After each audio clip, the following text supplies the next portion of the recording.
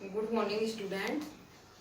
आज हम पढ़ते हैं क्लास 11th के अंतरा भाग 1 से काव्य खंड के कबीर के पद। तो बच्चों, अब हम पढ़ते हैं कबीर के पद। जब कबीरदास जी का जन्म हुआ उस समय हिंदू और मुसलमान दोनों अपने अपने धर्म को श्रेष्ठ बताने में लगे हुए थे। उन्होंने कहा कि न तो हिंदू धर्म श्रेष्ठ है, न ही मुसलमान धर्म श्रेष्ठ है। सब धर्मों का सार अच्छा है, उसमें कोई भी गलत बात नहीं बताई गई है। हमें सभी धर्मों का जो सार है उसे सुनना चाहिए और उसमें जो अच्छाई है उसे ग्रहण करना चाहिए। इस पद में कवि ने हिंदू और मुसलमान दोनों के धर्म पर चोट करते हुए उनके जो थोते आडंबर हैं, उनकी कुरीतियां हैं, उनके अंधविश्वास हैं, उनकी आलोचना की है। तो आइए पढ़ते हैं इसका भावार्थ। अरे इन दोहुन राही न पाई। अब कबीरदास जी कहते हैं कि दोनों हिंदू और मुसलमान दोनों को कोई रास्ता नहीं पाया है। हिंदू अपनी करे बड़ाई गागर छुअन न दे। अब गागर होता है घड़ा या मटका। हिंदू अपनी बड़ाई करता फिरता है और वो छोटी जाति के लोगों को घड़ा मटका तक छूने नहीं देता है। वेश्या के पायंतर सोवे यह देखो हिंदुआई। वेश्या जो नाचने गाने वाली होती है, पायन पैर तर नीचे, वे उनके जो नाचने गाने वाली होती है उनके पैरों के नीचे सोते हैं।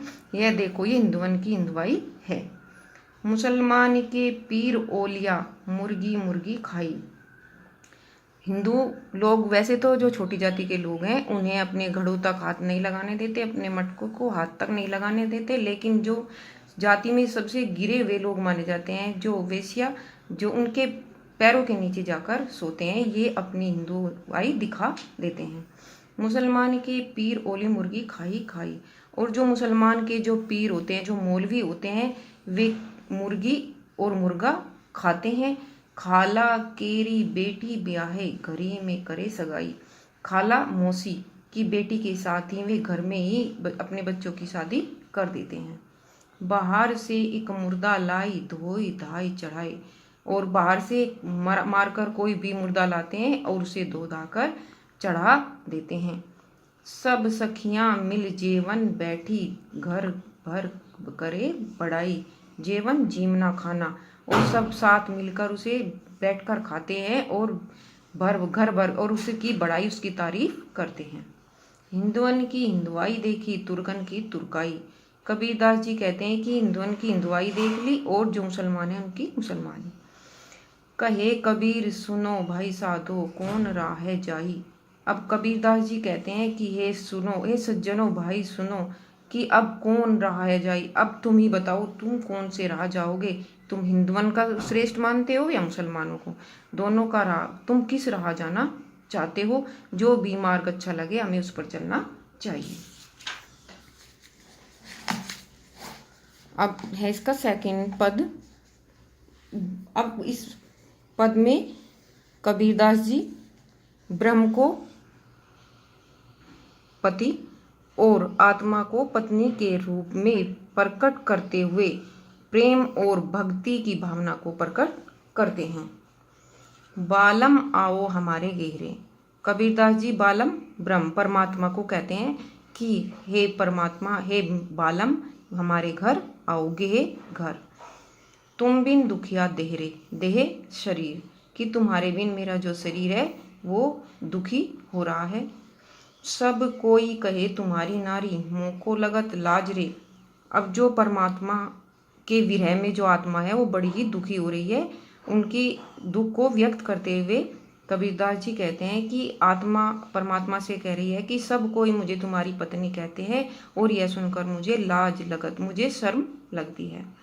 दिल से नहीं लगाया तब लग कैसा स्नेहरे। कबीरदास जी कहते हैं कि आत्मा परमात्मा से कह रही है कि जब तक तुमने अपने दिल से मुझे नहीं लगाया तब तक कैसा सच्चा स्नेह है, तब तक मैं प्रेम नहीं मानती कि तुम मुझसे प्रेम करते हो। अन्न भावे नींद नावे ग्रहबन धरे न धीरे। ना मुझे खाना अच्छा लगता है, ना मुझे नींद आती है, ना मुझे घर में रहना अच्छा लगता है और न ही बाहर मैं धैर्य धारण कर पा रही हूँ। कामिन को है बालम प्यारा, ज्यों प्यासे को नीर रे। आत्मा परमात्मा से कह रही है कि मुझे तो तुम ऐसे प्यारे हो जैसे प्यासे को नीर, जल प्यारा होता है कोई ऐसा परोपकारी, पिवसो कहे सुनाए रे। कबीरदास जी कहते हैं कि कोई ऐसा उपकारी है जो पिवसो कहे पुराए रे, कि कोई ऐसा उपकारी है जो मेरे प्रियतम से मेरी विरह वेदना को सुना आए। अब तो बेहाल कबीर भयो रे, बिन देखो जीव जाए रे। अब कबीरदास जी कहते हैं कि आत्मा परमात्मा के विरह में इतने दुखी है कि वो कह रहे हैं कि अब तो मेरा हाल बेहाल हो गया है, अब मैं उन्हें देखे बिना जीवित नहीं रह सकती।